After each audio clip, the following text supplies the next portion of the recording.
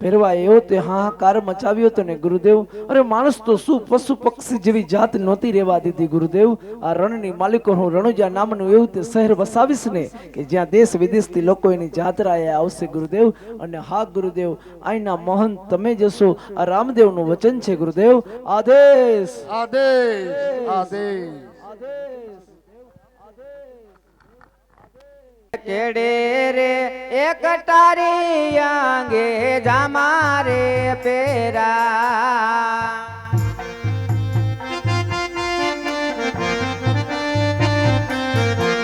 હાથમાં સિંહો રે તલવાર કેડે રે એક તારી આંગે જામા રે પેરા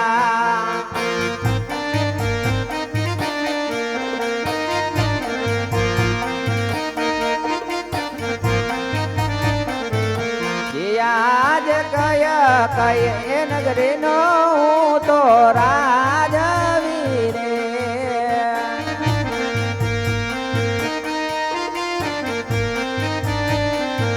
કે કિયા હોય મેરા નામ કયા કય એ નગરી નો હું તો રાજવી રે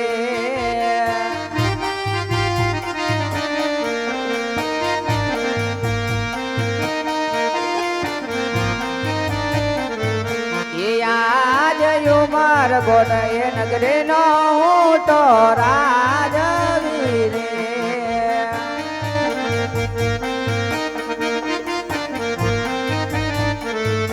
એ સોઢ રાજા હોય મેરા નામ ઉમર ગોટ એ નગરી નો હું તો રાજવી રે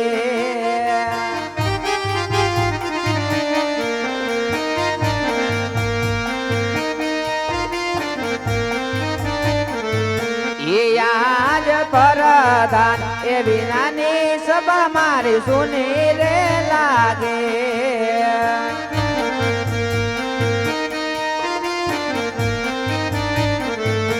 એ સુના મારા રાજને દરબાર પરધાન એ વિનાની સભા મારી સુની રે લાગે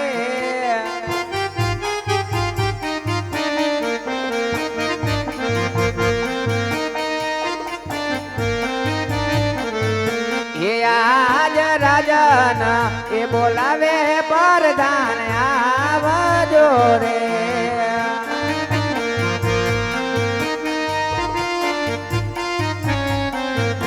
એ આવો તમે રાજાને દરબાર રાજા એ બોલાવે પરધાન આવજો રે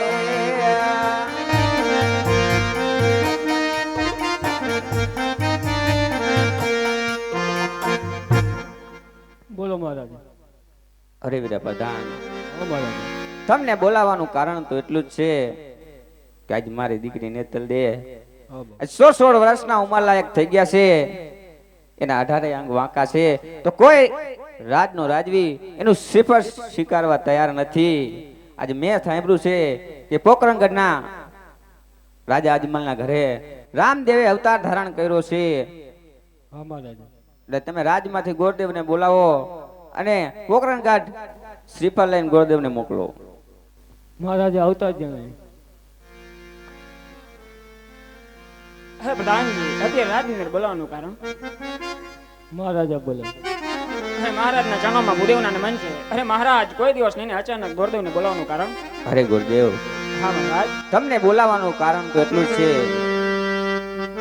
કે મારી દીકરી નેતલ દે 16 વર્ષના ઉંમર લાયક થઈ ગયા છે, તો એના લીલુડા શ્રીફળ લઈ અને તમારે પોકરણગઢ જવાનું છે. માફ કરજો મહારાજ, આપના કુરીબા નેતલદેવ કષ્ટ કાળા કદરૂપા અને અષ્ટવર્કા શરીરના છે, તો એમનું શ્રીફળ કોણ રાજપૂતનો દીકરો સ્વીકારશે મહારાજ? હા ગોરદેવ, તમારી વાત પણ કેવી સત્ય છે. આજ મેં સાંભળ્યું છે કે પોકરણગઢમાં આજ રામદેવ અવતાર ધારણ કરશો, એ બધાના દુખડા ભાંગે છે, તો મારું આવું દુઃખ નહીં ભાંગે, માટે તમે પોકરણગઢમાં જાઓ. જેવી તમારી આજ્ઞા મહારાજ. અરે પ્રધાનજી, મહારાજા ગોરદેવને શ્રીફળ અર્પણ કરો.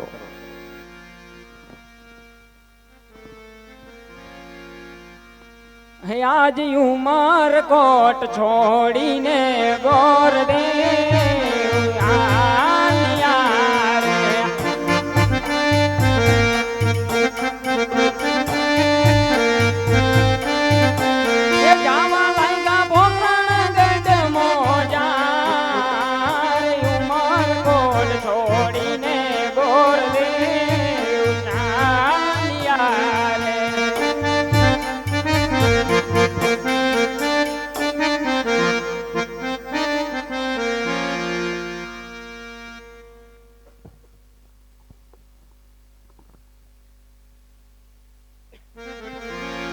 અરે પ્રધાનજી, હા મારા મારી રજા સિવાય કોઈ આવવું ન જોઈએ. અરે કોઈ નો આવે.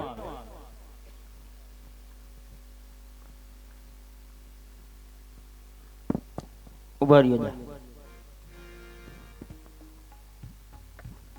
અરે રાજમાં કોણ છે આજે? હાજર બોલો ને. હારી અરે ગુરુદેવ, અરે પ્રધાન અંદર હા? જઈને કહો કે કોઈ ગુરુદેવ આવ્યા છે ને મળવાની રજા માંગે છે. હે ગુરુદેવ આવ્યા છે, અંદર આવવાની રજા માંગે છે. મારે પૂછવું પડશે ને. પૂછી લ્યો. કેમથી નહીં આવ્યા હું? ઉમરકોટ થી આવું છું. ઉમરકોટ શું કરવા?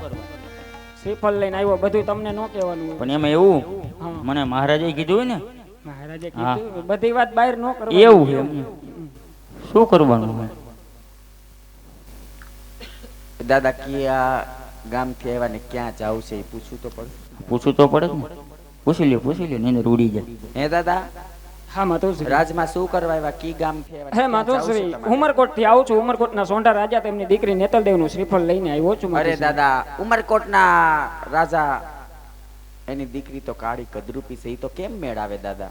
અરે માતુશ્રી, તમે એકવાર વીર રામદેવ ને પૂછી તો જો.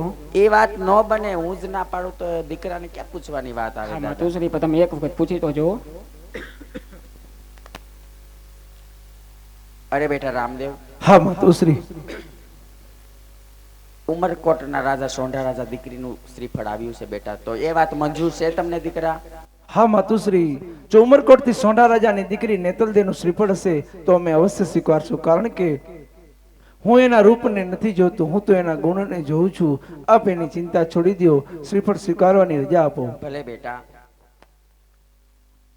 હે લીલુડા નારિયેલ જીલો વીરા રામદેવ, લીલુડા નારિયેલ જીલો રે. એ લીલુડા નારિયેલ ઝીલે રામદેવ વીર, લીલુડા નારિયેલ ઝીલે રે. હે ગુરુદેવજી લાવે એમ જીલો વીરા રામદેવ, ગુરુદેવજી લાવે એમ જીલો રે.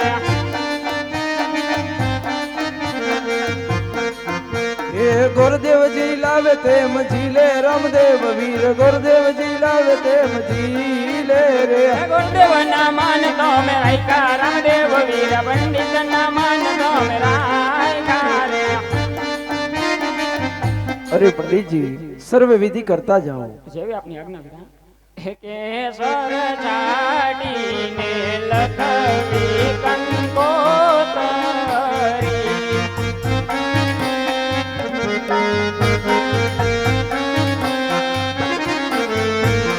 એમાં મારે લખવા કઈ રામદેવ કુંવરોના નામ, તાને માને તમે સુખી રહો.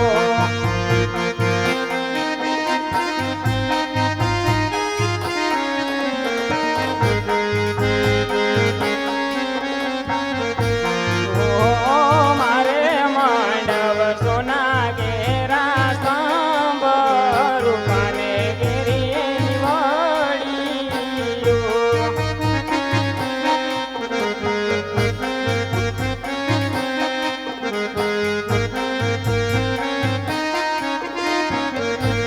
મંડપમાં કાંઈ રામદેવ કુંવર વીર હોય, સદાને માટે તમે સુખી રહો.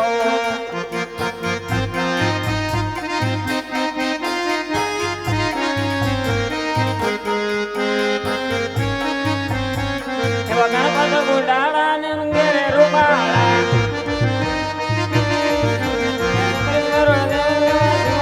આવ્યા એવા ગણપત ગુડાળા.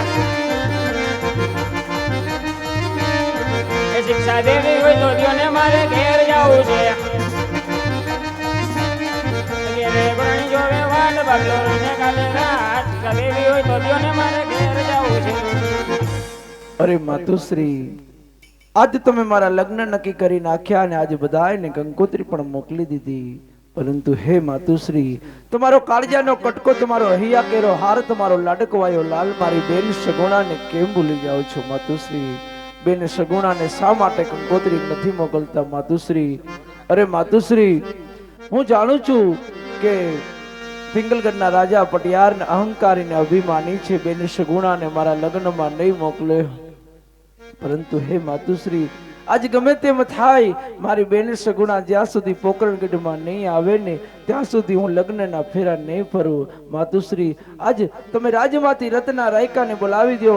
રત્નો રાયકો બેન સગુણાને અવશ્ય તેડવા જશે. ભલે બેટા, આવતા જ જણાય છે વીરા. માતુશ્રી આપ લગ્નની તૈયારી કરો. રત્ના રાયકાને હું કંકોત્રી લખી દઉં. માતુશ્રી આપ રાજમાં જાઓ અને મારા લગ્નની તૈયારી કરો.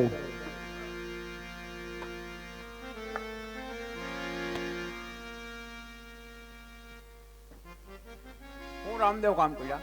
હા રત્ના, તારા કામ તો એટલા પડ્યા છે કે માતુશ્રી મારા માતા પિતાએ મારા લગ્ન નક્કી કરી નાખ્યા છે અને આજ બધાને કંકોત્રી મોકલી દીધી, પણ મારી હૈયા કેરો હાર મારો લાડકો આવ્યો મારી બેન સગુણાને ભૂલી ગયા. પરંતુ રત્ના તું પણ જાણે છે ને કે ભાઈના લગ્ન હોય તો બેનનો હરખ નો હોમાતો હોય. આજ મારા લગ્ન લખાઈ ગયા છે. મારા હાથે મીંઢોળ બંધો હાથ છે. મારે બેન સગુણાને તેડવા ન જવાય. માતુશ્રી એમ કહે છે કે મીંઢોળ બંધા હાથે તારે બહાર ન જવાય. પણ રત્ના મારી બેન શ્યાં સુધી આજ પોકરણગઢમાં નહીં આવે ને આજ મેં મારી બેનનું મુખ પણ નથી જોયું. રત્ના જ્યાં સુધી મારી બેન પોકરણગઢમાં નહીં આવે ને ત્યાં સુધી લગ્નના 4 ફેરા હું નહીં ફરું. આજે ગમે તેમ થાય મારી બેન સગુણાને હું પોકરણગઢમાં અવશ્ય લાવીશ. માટે રત્ના તારું તો કામ એટલું પડ્યું છે કે તારે પિંગલગઢ જવાનું છે. અરે રામદેવ પણ બેન નું સાસુ તો બહુ દૂર છે. હા રત્ના હું જાણું છું કે બેન સગુણાનું સાસરું 360 ગયું છે, પરંતુ રત્ના તું પણ જાણે છે ને કે ભાઈના લગ્ન હોય તો બેનનો હરખ ન હોવાતો હોય અને મારી બેનની હાજરી નહીં હોય તો હું લગ્નના 4 ફેરા કેવી રીતે ફરી શકું. માટે રત્ના એની ચિંતા તું છોડી દે. તારી પાસે સાંઢો કેટલી છે એ મને કહે. 360. હા રત્ના, તો સારામાં સારી સાંઢ કઈ રત્ના? એક પવન વેગી ને એક મન વેગી. તો રત્ના તારી મનવેગી સાંઢને ત્યારે કર. ત્યાં સુધીમાં હું મારી બેન સગુણાને કંકોત્રી લખી દઉં. ત્યાં કંકોત્રી લઈ અને તારે વેલાસર બેન સગુણાને તેડવા જવાની છે. ભલે રામદેવ.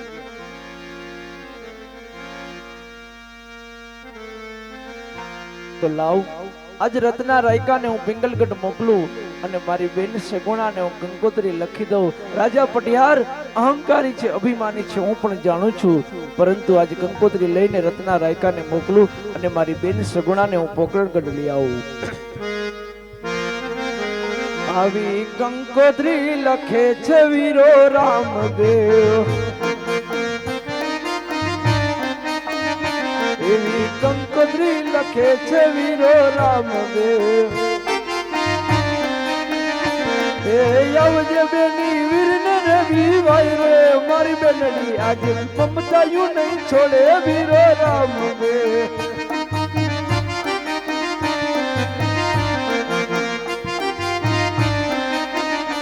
એવા યુવારે રામદેવ સંદેશા મોકલે, એવા યુવારે રામદેવ સંદેશા મોકલે. હે આવજે બેની વીરને રવિ ભાઈ રે મારી બેનની આજે મમતાયું નહીં છોડે વીરો રામદેવ.